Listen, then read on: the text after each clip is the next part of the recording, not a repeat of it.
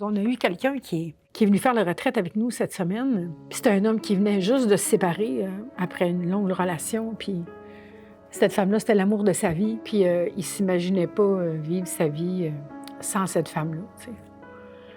Puis il avait construit une maison avec cette femme-là. Il avait bâti une maison à leur image, comme il la voulait. Il l'a bâtie de ses mains. C'est un menuisier. C'est un travailleur avec ses mains.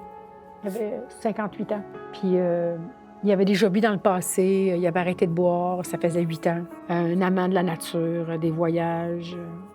Puis la séparation est arrivée quand même assez abrupte. Il a perdu totalement tous ses repères. Il n'y avait plus de repères. Il m'a vu sur le fil d'actualité, puis il m'a contacté. Puis je me rappelle de l'entrevue au téléphone, du moment qu'on a eu ensemble, il pleurait tellement, il pleurait tellement. Il avait de la misère à me parler, tu sais, à me nommer ce qu'il avait besoin. Puis finalement, il est venu avec nous passer ce moment-là pour la semaine. C'était une personne extraordinaire, avec une sensibilité extraordinaire, avec un cœur grand comme l'univers. Puis on est sortis vendredi midi. Puis il est décédé le lendemain, samedi, à l'intérieur de 24 heures. Il est décédé, il a fait une crise de cœur, en fait, en skidoo.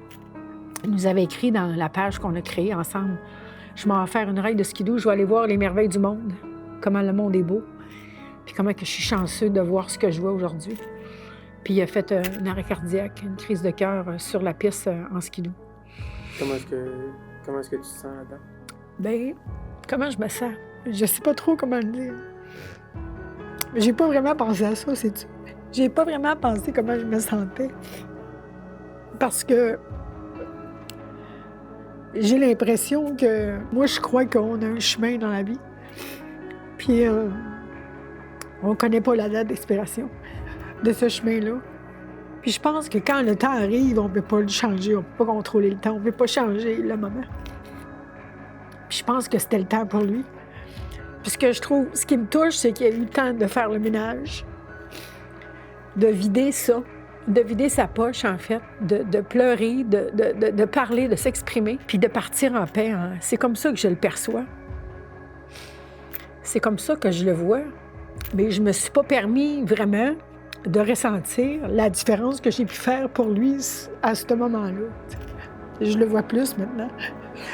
Plus que tu m'en parles, plus que ça me déstabilise aussi à quelque part. Ça me déstabilise un peu. Parce que ça, encore une fois, c'est beaucoup plus grand que moi. C'est beaucoup plus grand que moi.